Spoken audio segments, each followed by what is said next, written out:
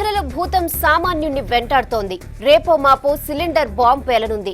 10, 20, 100 కాదు, ఏకంగా 250 రూపాయలు. గ్యాస్ ధరల్ని పెంచాలని చమురు మంత్రిత్వ శాఖ ఫైళ్లు రెడీ చేసింది. సిలిండర్ కు 250 రూపాయలు పెంచాలని ఫిక్స్ అయింది.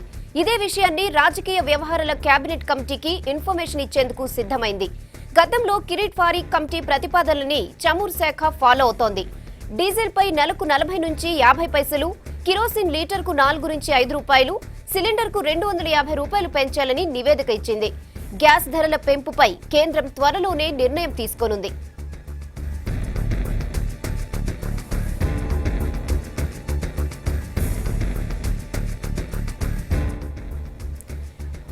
ఆయిల్ శాఖ సిఫార్సులపై మరిన్ని డీటెయిల్స్ ఢిల్లీ నుంచి భరత్ అందిస్తారు. భరత్, చెప్పండి, కిరీట్ కమిటీ సిఫార్సులు అమలు చేయాలంటూ ఆయిల్ శాఖ ప్రతిపాదనలు పంపింది కదా, మరి కేంద్రం దీనిపై ఎలాంటి నిర్ణయం తీసుకోవచ్చు? రానా, యూపీఏ హయాంలో కిరీట్ పారిక్ కమిటీ నియామకం జరిగింది. ఈ కిరీట్ పారిక్ కమిటీ చమురు రంగంలో తీసుకురావాల్సిన సంస్కరణలపై ప్రధానంగా సిఫార్సులు చేసింది. అందులో పెట్రోల్, డీజిల్ ధరల్ని మార్కెట్ ధరలకు అనుగుణంగా నిర్ణయించాలి, వీటిపై సబ్సిడీ ఇవ్వకూడదు. అదేవిధంగా కిరోసిన్ సంబంధించి కనీసం 5 రూపాయలు కిరోసిన్ ధరను పెంచాలి.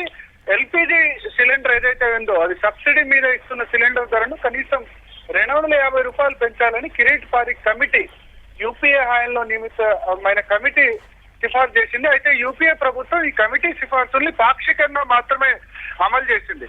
పెట్రోల్, డీజిల్ ధరల్ని మార్కెట్ రెగ్యులేషన్ కు వదిలిపెట్టింది. అంటే ఇప్పుడు పెట్రోల్ ధరలు ప్రతి 15 రోజులకు ఒకసారి మార్కెట్ లో ఉన్న ధరలకు అనుగుణంగా పెరుగుతూ వస్తున్నాయి. డీజిల్ ధరల్ని ప్రతి నెల 50 పైసలు చొప్పున పెంచుతూ వస్తున్నారు. అయితే వంట గ్యాస్ కిరోసిన్ విషయంలో మాత్రం దీన్ని అమలు చేయలేదు. సో ఇప్పుడు ఎన్డీఏ ప్రభుత్వం వంట గ్యాస్ కిరోసిన్ విషయంలో కూడా కిరీట్ పారిక్ కమిటీ ఏదైతే సిఫార్సులు చేసిందో ఆ కమిటీ సిఫార్సుల్ని అమలు చేయాలని పెట్రోలియం మంత్రిత్వ శాఖ కేంద్ర రాజకీయ వ్యవహారాల కేబినెట్ కమిటీకి నివేదిక ఇచ్చేందుకు సిద్ధమైంది. కొద్దిసేపటి క్రితం ఆయిల్ మంత్రిత్వ శాఖ వర్గాలు చెప్పిన సమాచారం ప్రకారం కిరోసిన్ ధరను కనీసం లీటర్ కు 5 రూపాయలు పెంచాలి అని ప్రపోజల్ ఇస్తాం. అదేవిధంగా వంట గ్యాస్ ధర సబ్సిడీ సిలిండర్ ఏదైతే ఉందో దాన్ని కనీసం ఒక్కో వంట గ్యాస్ సిలిండర్ ధర 250 రూపాయలు పెంచాలని ప్రతిపాదనలు పంపిస్తామని ఆయిల్ మినిస్ట్రీ వర్గాలు చెప్పాయి. నిజానికి కిరోసిన్ ధర ప్రస్తుతం లీటర్ కు దాదాపు 10 రూపాయల వరకు ఉంది. అదేవిధంగా వంట గ్యాస్ ధర 400 నుంచి 450 మధ్య వివిధ రాష్ట్రాల్లో స్థానిక పన్నుల ఆధారంగా ఉంది. ఒకవేళ ఈ ఆయిల్ మినిస్ట్రీ ప్రతిపాదన కనుక ఓకే అయితే కిరోసిన్ ధర దాదాపు 15-16 రూపాయలు అయ్యే అవకాశం ఉంది. అదేవిధంగా వంట గ్యాస్ సిలిండర్ ధర దాదాపు 700 రూపాయలు కూడా అయ్యే అవకాశం ఉంది.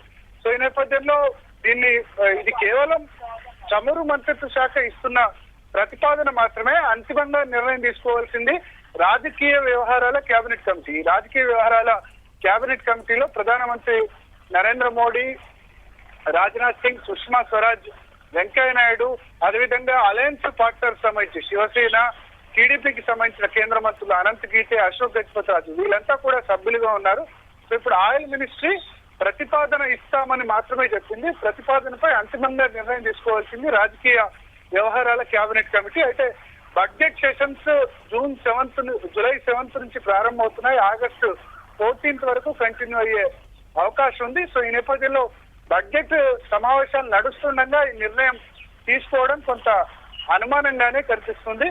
సో బడ్జెట్ సమావేశాల తర్వాత దీనిపై నిర్ణయం తీసుకోవచ్చు అంటారు. ఏదేమైనా ఇది ఖచ్చితంగా మధ్య తరగతికి మాత్రం చేదు వార్త. ఎందుకంటే సిలిండర్ ధర దాదాపు ఇప్పుడు ఉన్న ధర కంటే దాదాపు 250 రూపాయలు ఒక్కసారిగా పెంచాలని చమురు మంత్రిత్వ శాఖ ఏదైతే ప్రతిపాదనలు ఇవ్వడం కానీ, కిరోసిన్ చాలా వరకు నిరుపేదలు, దారిద్ర్య రేఖకు దిగువన ఉన్నవారే కిరోసిన్ వినియోగిస్తారు. వాటిని కూడా ఒక్కసారిగా లీటర్ కి 5 రూపాయలు చొప్పున పెంచితే గనక ఖచ్చితంగా సామాన్యులు ఇబ్బంది పడే అవకాశం ఉంది.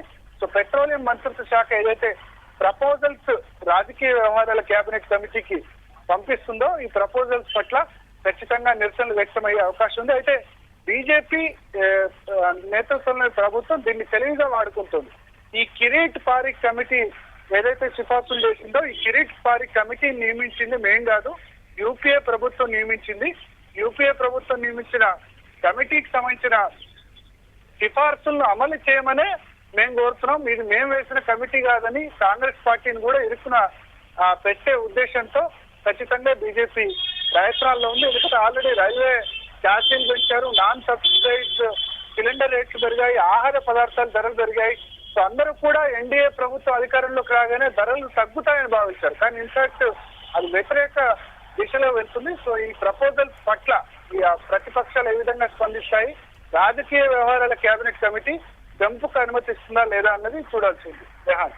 ఓకే భరత్, మీరు చెప్పినట్టు సామాన్యులకు 250 అంటే చాలా టూ మచ్. మరి ఈ పెంపుపై ఎలాంటి నిర్ణయం తీసుకునే అవకాశం ఉంది? ఒకవేళ పెంపు ఎంత ఉండొచ్చు నిర్ణయం తీసుకుంటే? అంటే ఆయిల్ మినిస్ట్రీ నుంచి ఒక్కోసారి ఒక్కో లీకులు వస్తున్నాయి. ఒక 2-3 రోజుల క్రితం ఆయిల్ మినిస్ట్రీ ఏం ప్రపోజల్ ఇచ్చిందంటే ఎల్పిజి ధరను ప్రతి నెల 10 రూపాయల చొప్పున పెంచాలి. అంటే ఆ నెలకు 10 రూపాయలు, ఇప్పుడు 450 రూపాయలు ఉంటే కనుక నెక్స్ట్ మంత్ 420 రూపాయలు అవుతుంది, ఆ తర్వాత 470 రూపాయలు అవుతుంది. సంవత్సరం దాటేసరికి ఒక్కసారిగా సంవత్సరం తర్వాత 150 రూపాయలు పెరుగుతుంది. ఇప్పుడు డీజిల్ ధర విషయంలో కూడా అదే అమలు చేస్తున్నారు.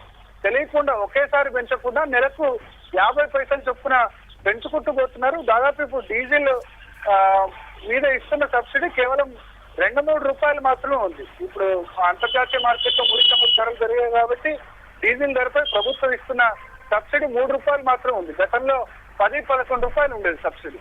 సో ఈ విధంగా సబ్సిడీల భారాన్ని క్రమక్రమంగా తగ్గించుకోవాలని ఈ ప్రపోజల్స్ ఇస్తుంది. కొద్ది రోజుల క్రితం ఇచ్చిన ప్రపోజల్ వేరు. నెలకు 10 రూపాయలు చొప్పున పెంచినా అంత భారం పడదు. కానీ ఒక్కసారిగా 250 రూపాయలు పెంచాలి, ఒకేసారి 250 రూపాయలు సబ్సిడీ మీద ఇస్తున్న సిలిండర్ పెంచాలని ఏదైతే ప్రతిపాదన ఇస్తుందో దానివల్ల ఖచ్చితంగా మధ్య తరగతిలో మాత్రం తిరుగుబాటు మొదలయ్యే అవకాశం ఉంది. అయితే ఇది కేవలం ప్రతిపాదన మాత్రమే, ఆయిల్ మినిస్ట్రీ ఇస్తున్న ప్రతిపాదన మాత్రమే. దీనికి ఎంత మేరకు రాజకీయ వ్యవహారాల కేబినెట్ కమిటీ ఆమోదం లభిస్తుంది అన్నది చూడాల్సింది. Okay right Bharat, thanks for the updates.